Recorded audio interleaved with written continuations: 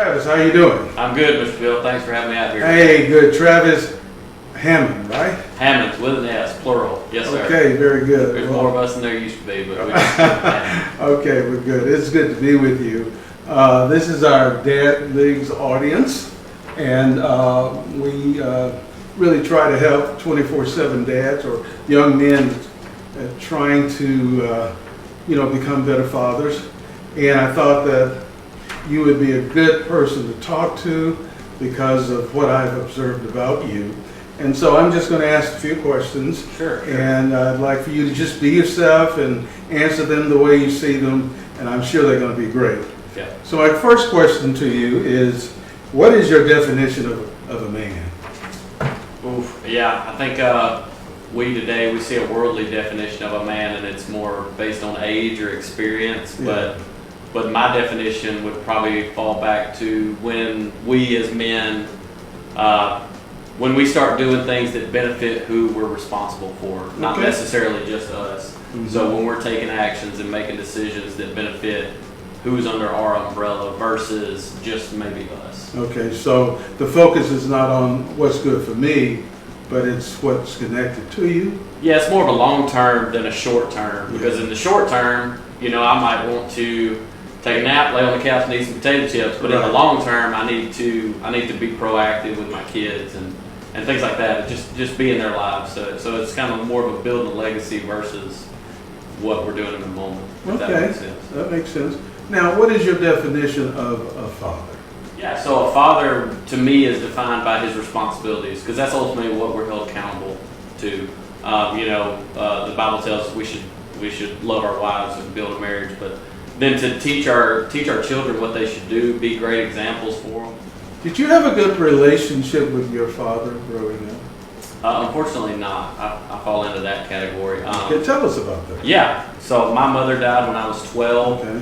and that left me and my dad kind of on the outside. And looking back, there was a sense of abandonment from my mom leaving our family, even though she passed away. Right.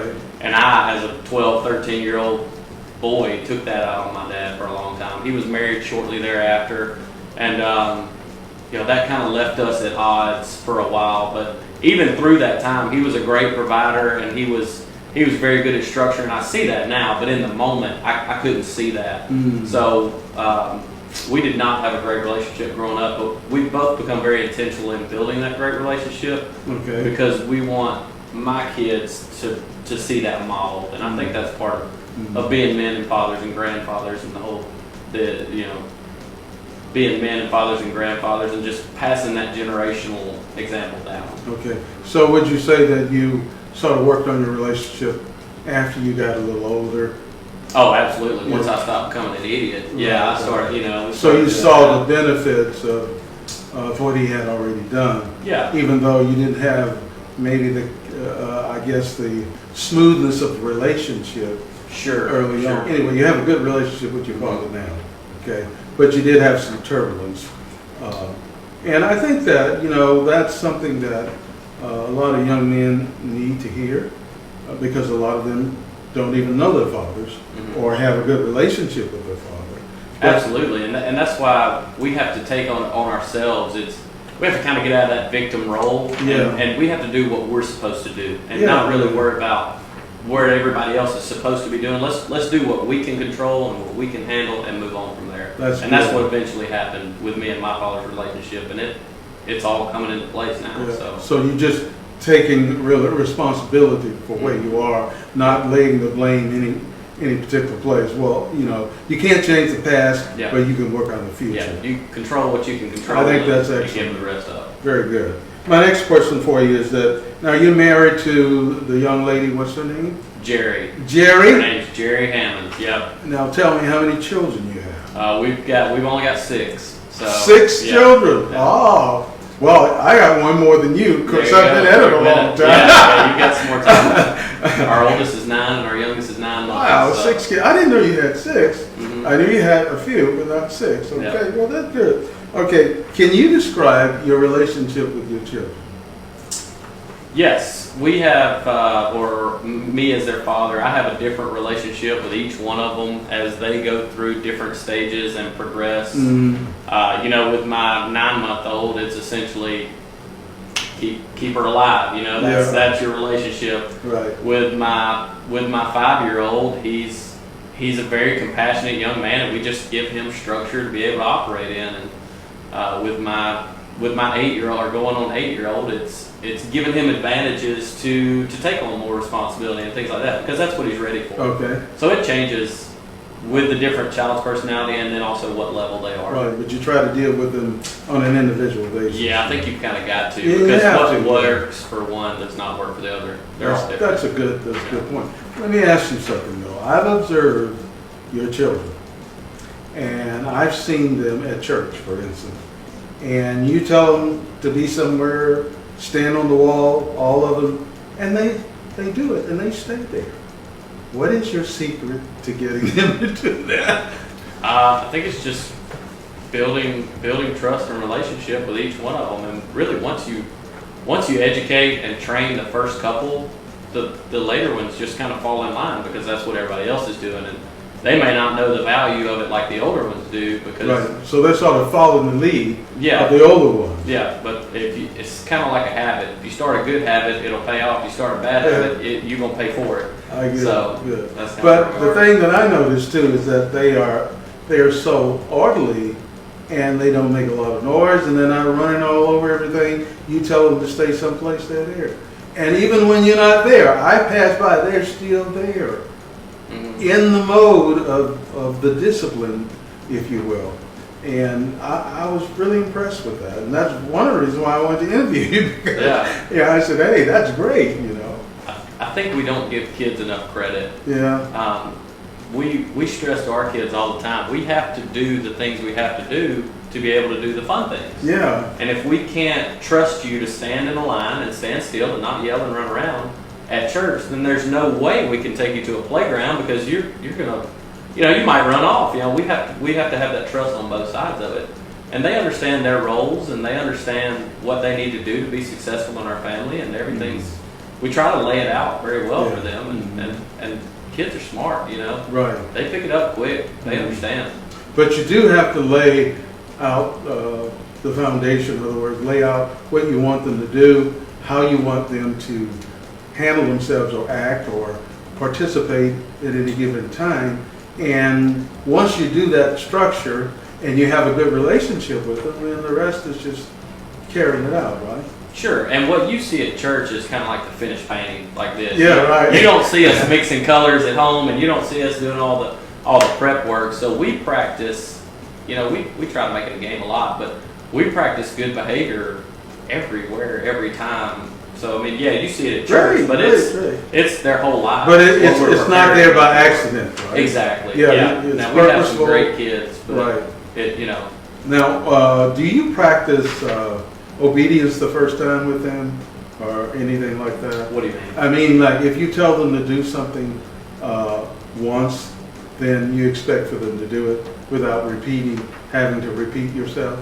We expect them to listen, but that again, it goes back to what stage they're in. Yeah. You know, my 2-year-old, I might have to tell him twice to put his shoes up, because Okay. he sees something Yeah. bright and he's ready to run. Got it. So, but as they get older, no, we expect them to listen and be responsible. Okay, well that's good. What is your approach to discipline? Yeah, so I think I believe there's 3 schools of thought on that. Okay. You've got permissive, authoritative, and biblical. Right. Permissive would be, and really this is what we're living in from the past 3 to 4 generations. It's you're their best friend, and they're Yeah. wonderful, and you get a trophy, and we're so proud of you, even though you came in last. Right. And we see that has not done a great job. Doesn't work. That's a failed parenting structure. Authoritative is what I grew up in, and what a lot of people, I think, in the South grow up in, is Right. you're going to do what I say Right. until you're not out under my thumb, and then what happens? The good kids go crazy, because it's not their rules, it's their parents' rules, and they're rules, right. rebelling against them. Right. So the biblical parenting that we practice is try to get it to write it on their heart.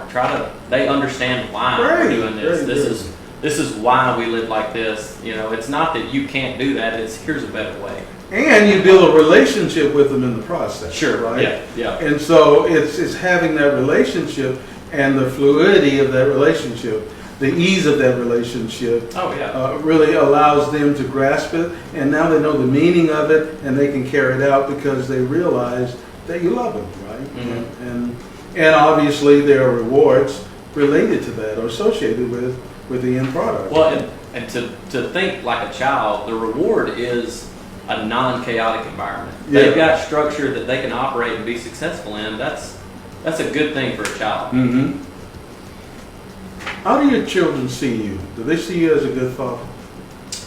I don't know. I hope that they see me as a good father when they're an adult. Yeah. Because right now, a 4-year-old might think I'm a bad dad if I don't Yeah. let him have ice cream Yeah. before he goes to bed. But they know that they're loved, Mhm. and I understand my role. So I think I'm getting better, as we all are. We're Yeah. growing, but Right. Well, it's my experience too as a father that some authoritarian approach with a biblical overview and just, quite frankly, relationship, how you interact with them is healthy. And you may get some rebellion initially, but ultimately they will come back to that. They will come back to the teaching and the training. The things that you want them to do, they see it in your life. yeah, you You know, exemplify. you Practice don't- what you preach. Yeah, you don't lie, or Yeah. you don't say one thing and do another. Those kinds of things.